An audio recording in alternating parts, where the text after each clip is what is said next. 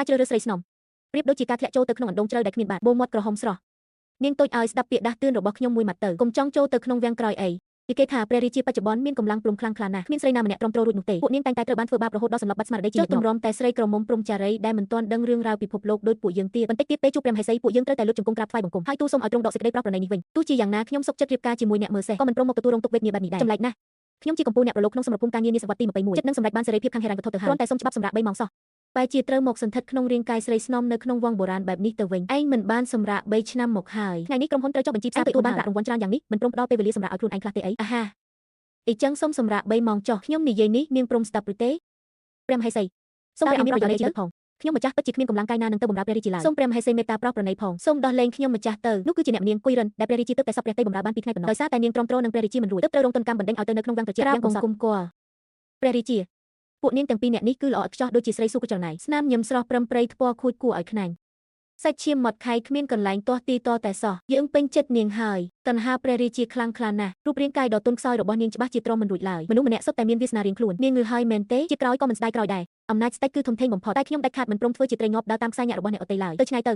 ខ្ញុំត្រូវតែស៊ូប្រជែងយកជ័យជំនះបន្តទៀតនៅក្បែរព្រះកាយព្រះរាជាកំពុងតែខ្វះមនុស្សដែលយកព្រះតីតើពួកនាងស្ម័គ្រចិត្តធ្វើជាស្រីរបស់ព្រះរាជាដែរឬទេខ្ញុំម្ចាស់សូមអរព្រះគុណព្រះមហេសីខ្ញុំម្ចាស់ស្ម័គ្រចិត្តពេញចិត្តថ្វាយខ្លួន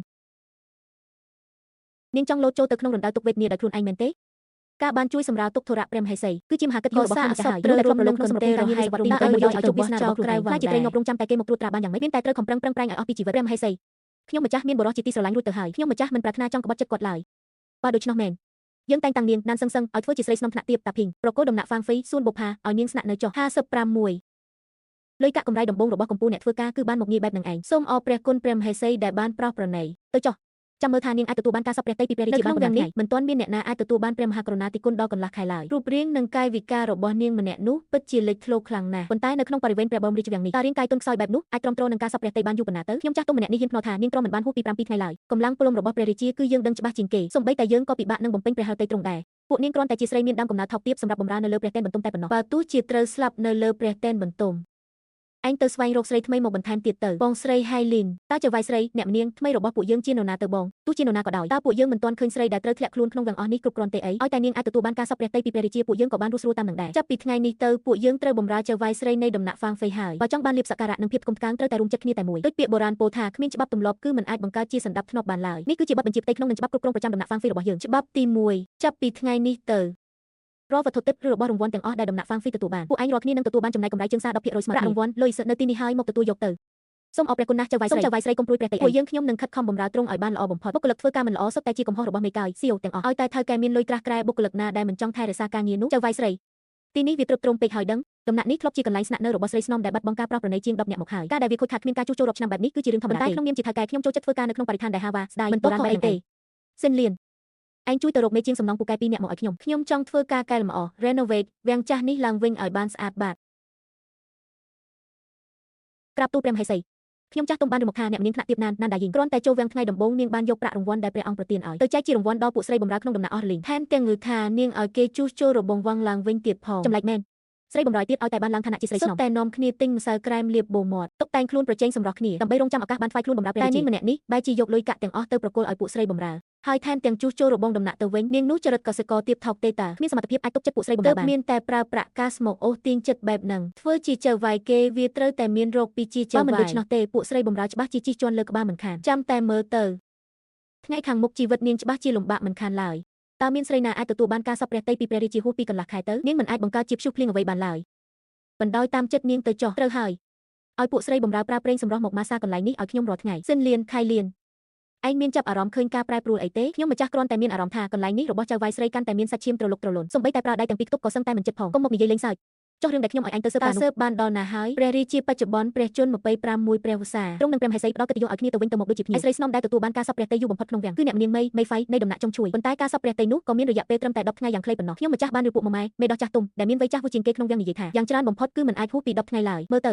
ព្រះរាជាដែលជាអនាគតថៅកែសៀវរបស់ខ្ញុំម្នាក់នេះពិតជាហត់នឿយខ្លាំងហើយដុំទឹកកកដែលទ្រង់ចង់បានមកដល់ហើយក្នុងរដូវរងាដ៏ត្រជាក់បែបនេះតើទ្រង់យកដុំទឹកកកនេះទៅធ្វើអ្វីទៅព្រះមហាក្សត្រវាក៏ជាអាជីវកម្មសេវាកម្ម service industry មួយដែរណានសឹងបើមិនធ្វើគឺទេតែបើព្រមធ្វើហើយដាច់ខាតត្រូវតែដណ្ដើមយកចំណាត់ថ្នាក់លេខ1 top 1ឲ្យខាន់តែបានចៅវាយស្រី ព្រះរាជាទ្រង់យាងត្រឡប់មកពីបបៃវិញហើយគ្រប់យ៉ាងត្រូវបានរៀបចំរួចរាល់ហើយមែនទៅខ្ញុំម្ចាស់អស់កម្លាំងរលីងពីខ្លួនហើយខ្លាចតែមិនអាចចូលទៅបម្រើព្រះអង្គបានល្អឡើយព្រះរាជាទ្រង់មានព្រះព្រំខ្លាំងមួយរយៈនេះឈឹងគឺនឹងឈឹងចិនខិតខំផ្ដោតលើការសិក្សារៀនសូត្រខ្លាំងណាស់សូម្បីតែលោកគ្រូប្រចាំរាជវាំងក៏ពោលសរសើរមិនដាច់ពីមាត់ដែរមិនសូវជាព្រះអង្គហៅពួកក្មេងមកទីនេះដើម្បីប្រោសប្រទានរង្វាន់លើកដើម្បីដេញយើងចេញតើនេះមិនប្រាថ្នាចង់នៅក្បែរយើងទេកាលពីមុនឲ្យតែព្រះអង្គយាងមកព្រះមហេសីតែងតែតុបតែងព្រះកាយយ៉ាងផ្ចិតផ្ចង់តែពេលនេះសូម្បីតែថែរក្សាសម្រស់ក៏ទ្រង់មិនសប្បុរសម្ចាស់ទើបតែបានចាត់ចែងស្រីស្នំថ្នាក់ទាបម្នាក់ឲ្យព្រះអង្គនាងកំពុងស្នាក់នៅឯដំណាក់ហ្វាងហ្វៃព្រះអង្គគួរតែយាងទៅទតមើលនាងទៅល្អជាងគង់នៅដំណាក់ចុងជ្រួយនេះព្រះមហេសីព្រះរាជាយាងមកទីនេះដោយកម្រណាស់ណាទ្រង់តាំងពីបុរាណរៀងមកចិត្តអធិរាជតែងតែប្រែប្រួលរហ័សនិងគ្មានសេចក្តីស្មោះត្រង់មានស្រីណាម្នាក់អាចដណ្ដើមបានបេះដូងពិតរបស់ព្រះរាជាទៅមានតែការប្រសូតបានព្រះរាជបុត្រប៉ុណ្ណោះទើបអាចរក្សាតំណែងហេសីឲ្យគង់វង្សបានមិនសូវជាពួកយើងរស់នៅក្នុងជីវិតដ៏សាមញ្ញនិងស្ងប់ស្ងាត់បែបនេះវិញទេអីខ្ញុំធ្វើអីទៅសម្រាប់ព្រះអង្គហើយខ្ញុំម្ចាស់ប្រហែលជាគ្រាន់តែជាវត្ថុជំនួសរបស់ព្រះមហេសីតែប៉ុណ្ណោះមែនទេជាវត្ថុជំនួស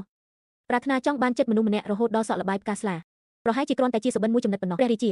កាលពីមុនព្រះអង្គតែងតែរើសអើងនិងធុញទ្រាន់នឹងខ្ញុំម្ចាស់នោះក៏ព្រោះតែព្រះអង្គមិនទាន់បានដឹងថាចិត្តគំនិតរបស់ខ្ញុំម្ចាស់មានសម្រស់ស្រស់ស្អាតជាងយើងនៅមានរាជកិច្ចត្រូវចាត់ចែងបន្តទៀតថ្ងៃក្រោយយើងនឹងមកសួរសុខទុក្ខនាងសម្រាប់ឲ្យបានឆាប់ទៅនាងប្រញាប់ពោលពីអង្វរដើម្បីឃាត់ព្រះរាជាឲ្យគង់នៅបន្តទៅមើលពេលចូលវាំងដំបូងព្រះអង្គស្រឡាញ់ថ្នាក់ក្នុងខ្ញុំម្ចាស់ដល់កម្រិតណាតែពេលនេះបែរជាបោះបង់ខ្ញុំម្ចាស់ចោលត្រឹមមួយប៉ព្រិចភ្នែកទៅវិញតាំងពីបុរាណមកចិត្តរាជវង្សានុវង្សតែងតែស្ដាងដូចសន្លឹកសៀវភៅមនោសញ្ចេតនារបស់ព្រះរាជាប្រៀបដូចជារដូវស្លឹកឈើជ្រុះចុងក្រោយសុទ្ធតែត្រូវរសាត់អន្តែតនិងក្រៀមស្វិតដូចជាផ្កាដែលធ្លាក់ចុះមកលើដី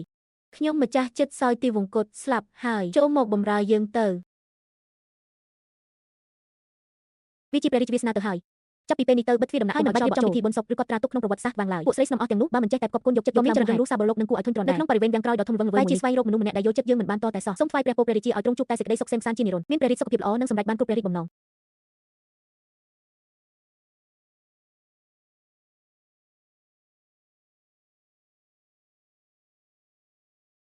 ពិតជាមកមែនមនុស្សព្រានខូចឯងចេញទៅឲ្យឆ្ងាយភ្លាមធ្វើឲ្យស្រីស្រស់ត្រូវបង្ហូរទឹកភ្នែកមើលចុះដំណាក់របស់នាងស្ងាត់ជ្រងដាច់ដោយដល់ថ្នាក់នេះមិនសូវជាមកតាមយើងទៅយើងនឹងលើកនាងឲ្យធ្វើជាព្រះជាយាហ្វាងហ្វៃយ៉ាងម៉េចដែរនៅក្នុងចិត្តរបស់ខ្ញុំម្ចាស់មានតែព្រះរាជាតែមួយទោះត្រូវស្លាប់ក៏ដាច់ខាតមិននាងពិតជាមានតែភាពចំពោះយើងដល់ថ្នាក់នេះផងយើងនេះហើយគឺជាព្រះរាជាដែលនាងកំពុងតែនឹករលឹកខ្លាំងនោះព្រះអង្គទ្រង់យាងមកទីនេះបានយ៉ាងម៉េចគឺជាព្រះរាជាចក្រគ្រឿងសម្គាល់ព្រះកាយរបស់យើងពេលនេះនាងជឿយើងហើយឬនៅព្រះអង្គពិតជាបានด้วยសេចក្តីប្រាថ្នាក្នុងចិត្តខ្ញុំម្ចាស់មែនទេមិនមែនជានាងទេអីដែលបន់ស្រន់សុំឲ្យយើងមកដល់មេរៀននិងសាកល្បងសមត្ថភាពពេលនេះនឹងធ្វើឲ្យបានដូចបំណងប្រាថ្នារបស់នាងព្រះរាជា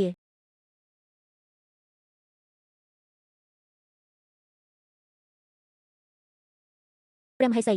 ទ្រង់បានលើដំណឹងហើយឬនៅព្រះអង្គរាត្រីនេះព្រះរាជាគង់នៅឯដំណាក់ហ្វាងហ្វៃទ្រង់បានបញ្ជាឲ្យដូរទឹកស្រង់ព្រះកាយដល់ទៅ4ដងពេកហើយជាច្រើនឆ្នាំកន្លងមកនេះមានតែអ្នកនាងមីម្នាក់គត់ការចូលវាំងដំបូងដែលអាចទ្រាំទ្រនឹងព្រះរាជារណាទីគុណដ៏ខ្លាំងក្លារបស់ព្រះរាជាបានប៉ុន្តែយ៉ាងច្រើនបំផុតក៏ដូរទឹកត្រឹមតែ2ដងគ្រាន់តែជាការថ្វាយខ្លួនលើកដំបូងសោះនាងបែរជាដូរទឹកដល់ទៅ4ដងទោះជា4ដងក៏យ៉ាងមិនដែរសូម្បីតែយើងក៏ទ្រាំទ្រមិនចង់រួចផងនាងច្បាស់ជាទុនដៃជើងមិនខានឡើយច្បាស់ជាព្រោះតែចង់ដណ្ដើមការសពព្រះតីទើបសុខចិត្តលះបង់ទាំងជីវិតបែបនេះខ្លាចតែត្រូវស្លាប់នៅលើព្រះតែនបន្ទំរបស់ព្រះរាជាជាមិនខានប្រញាប់ចាត់មនុស្សឲ្យទៅចាំអូសាកសពនាងចេញមកមិននឹកស្មានថាលើកនេះខ្ញុំម្ចាស់នៅតែអាចទ្រាំទ្របានឡើយខ្ញុំម្ចាស់គ្រាន់តែប្រាថ្នាចង់ថ្វាយគ្រប់យ៉ាងដែលខ្ញុំមានដើម្បីឲ្យព្រះអង្គសពព្រះតីព្រះមហេសីពេលនេះគឺដល់ទៅ8ដងហើយ8ដងផងមិននឹងអាចទៅរួចទៅព្រះពមនិងរាជានុភាពរបស់ព្រះរាជាគឺខ្លាំងក្លាអស្ចារ្យណាស់8ដងមិនដែលធ្លាប់មានអ្នកណាធ្វើបានឡើយយ៉ាងច្រើនបំផុតគឺត្រឹម8ដងនេះឯងតែខាតមិនអាចមានច្រើនជាងនេះទៀតទេប្រញាប់ទៅដុតភ្លើងដាំទឹកបន្ថែមទៀតទៅលឿនឡើងភ្នែកកុំដើររេទុនជ្រីឲ្យសោះបន្ថែមអស់ឲ្យភ្លើងឆេះខ្លាំងបន្តិចទៅប្រុងប្រយ័ត្នផងលឿនឡើងយ៉ាងម៉េចហើយតើអ្នកម្នាងថ្នាក់ទាបណានត្រូវបានគេសែងសាកសពចេញមកហើយមែនទេពិតជាគួរឲ្យអាសូរណាស់គ្រាន់តែចង់ដណ្ដើមលៀបសក្ការៈបែរជាត្រូវបាត់បង់ជីវិតឥតអំពើបែបនេះគឺត្រូវបានគេសែងចេញមកមែនប៉ុន្តែអូយប៉ុន្តែយ៉ាងម៉េចប្រញាប់និយាយមកមើលអូយលោកព្រះអើយ